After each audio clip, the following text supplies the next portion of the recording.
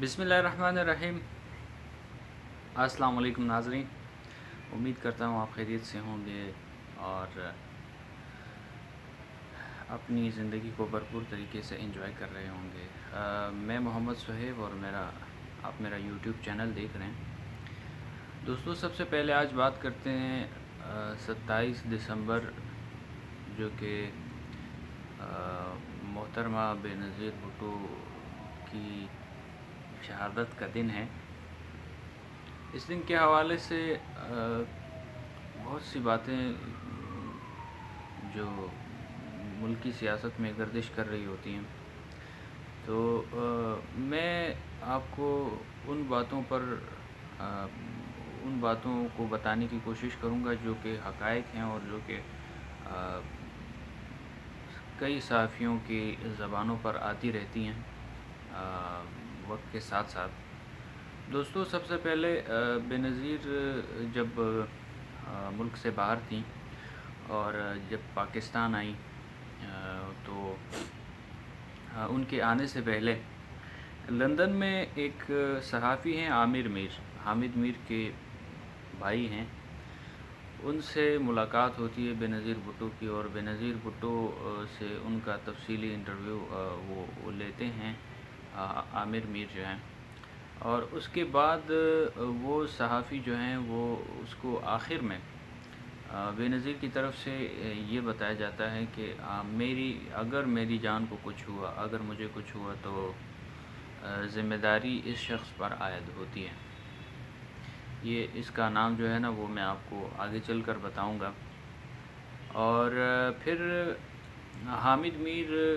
بھی ایک سینئر صحافی ہیں، ان سے بھی جب محترمہ کی بات ہوتی ہے اور وہ ان سے ملاقات کرتی ہیں، حامد میر اپنی ملاقات کا احوال کچھ یوں بتاتے ہیں کہ میں اسلام آباد میں میری ان سے آخری ملاقات ہوئی، تو وہ کہنے لگی کہ حامد، اگر یہ بات یاد رکھنا کہ اگر مجھے کچھ ہوتا ہے تو یہ شخص جو ہے نا یہ میری اسیسینیشن کا ذمہ دار ہوگا۔ اور اس کے ساتھ ساتھ دوستو، انہوں نے یہ بھی بتایا بے نظیر بھٹو نے کہ میں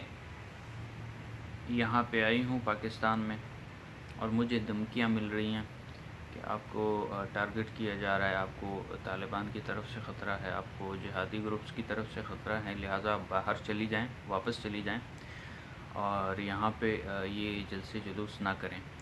تو حامد میر نے مزید یہ کہا کہ میں نے پھر پوچھا بی بی سے کہ آپ بتائیں،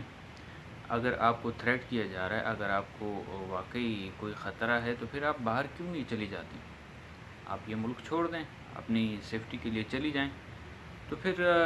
مزید ان کا کہنا تھا کہ بے نظیر نے جواباً یہ کہا مجھے، بے نظیر بھٹو نے، کہ اگر میں یہاں سے اب چلی جاؤں تو پھر پاکستان میں یہ جلسے جلوسوں کا جو رواج ہے وہ ختم ہو جائے گا، ہمیشہ ہمیشہ کے لیے۔ اور دوسری بات یہ کی کہ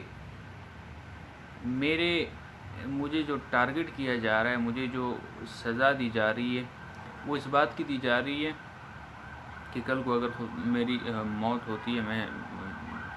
ٹارگٹ کی جاتی ہوں، تو وہ اس وجہ سے کی جاؤں گی کہ میں پاکستان میں ان کا اقتدار الٹانے آئی ہوں۔ ان کے جو لوگ اقتدار میں بیٹھے ہوئے ہیں، تو وہ جو قصہ ہے وہ پھر ختم ہو جائے گا، اقتدار ان کا ہاتھ سے نکل جائے گا، اس لیے وہ مجھے اپنے اقتدار کی راہ کی میں رکاوٹ جو ہے نا کے طور پر دیکھ رہے ہیں، اس لیے وہ مجھے راستے سے ہٹانا چاہ رہے ہیں۔ تو یہ کچھ دوستو باتیں تھیں جو کہ سینئر صحافی حامد میر اور ان کے بھائی عامر میر کی جانب سے یہ سنگین ترین جو ہے نا وہ باتیں کی جا رہی ہیں، اور ان کی طرف سے یہ کہا جا رہا ہے کہ اس سب واردات کے پیچھے بے نظیر بھٹو کے بقول وہ ایک ہی شخص کا ہاتھ تھا، وہ تھا جنرل پرویز مشرف۔ اور یہ جو واردات ہوئی تھی پھر اس میں آپ کو پتہ ہے لیاقت باغ میں، پھر وہ جے وقوع سے وہ نشانات بھی مٹا دیے گئے، اور پھر پتہ نہیں تفتیشی ٹیم جب آئی تو وہ نشانات ہی نہیں تھے، اور پھر جو قاتل تھا اس کو بھی گولی مار دی گئی۔ تو یہ کچھ چیزیں ہیں دوستو، تلخ حقائق ہیں۔ اور پھر اس کیس کا فیصلہ جب ہوا تو جو سہولت کار تھے ان کو 17 سال قید کی سزا سنائی گئی، اور جو مرکزی ملزم تھا جنرل پرویز مشرف، اس کو اشتہاری صرف قرار دیا گیا، اور پھر طاقتور ہونے کی بنا پر اس کو ملک سے باہر بھجوا دیا گیا، اور وہ صرف اس مقدمے میں اشتہاری قرار پائے۔ تو بہت بڑا سوال ہے ناظرین، عدلیہ عدل کے نظام کے حوالے سے، کہ اتنی بڑی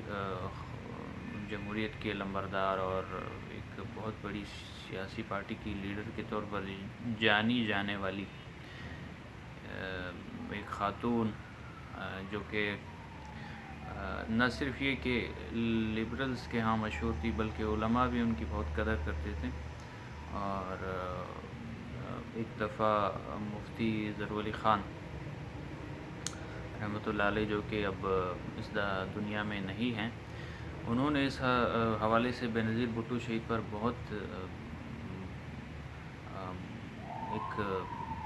مؤثر باتیں کیں، اور اس حوالے سے کہا کہ بینظیر کے حوالے سے یہ مشہور ہے کہ وہ مغرب یا امریکہ یا برطانیہ کے کلچر کو یا اس طرح سے پسند کی جانے کی افواہیں گردش کر رہی ہیں، تو وہ بتاتے ہیں کہ ایسا نہیں ہے۔ وہ دختر مشرق تھیں، وہ اپنی روایات کی امین تھیں، اور اپنے دور حکومت میں انہوں نے یہ کوشش کی کہ میں اسلام کو نافذ کروں۔ اسلام کے حوالے سے ان کی بڑی اچھی رائے تھی، اور پھر جب پوچھا کہ آپ کیوں یعنی آپ علی الاعلان کیوں نہیں کہتی کہ میں اسلام کو نافذ کرتی ہوں، تو پھر بینظیر بھٹو کی طرف سے یہ جواب آیا کہ کچھ طاقتیں ہیں وہ پھر مجھے اقتدار میں رہنے نہیں دیں گی اگر میں نے یہ علی الاعلان کہنا شروع کر دیا۔ اور بھی بہت سے کارنامے ہیں بینظیر بھٹو کے، جب یعنی پاکستان کا جو ایٹمی پروگرام ہے وہ بھی ایک طرح سے آپ کہیں کہ بینظیر بھٹو کا اس میں بہت بڑا ہاتھ ہے، اور یہ جو میزائل ٹیکنالوجی ہے اس حوالے سے بھی بینظیر بھٹو کی بہت بڑی کاوشیں ہیں۔ تو ایسا نہیں ہے کہ وہ ایک خالی خولی جو ہے نا نعروں کے ساتھ پاکستان کی سیاست میں تھی، وہ ایک بہت بڑا اثاثہ تھی پاکستان کا، اور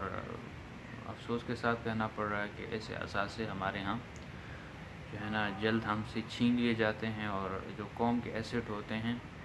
سیاستدان، ان کے ساتھ یہ سلوک کیا جاتا ہے۔ آپ بھٹو کی شخصیت سے لاکھ اختلاف کریں، لیکن یہ تو اپنی جگہ حقیقت ہے بہرحال کہ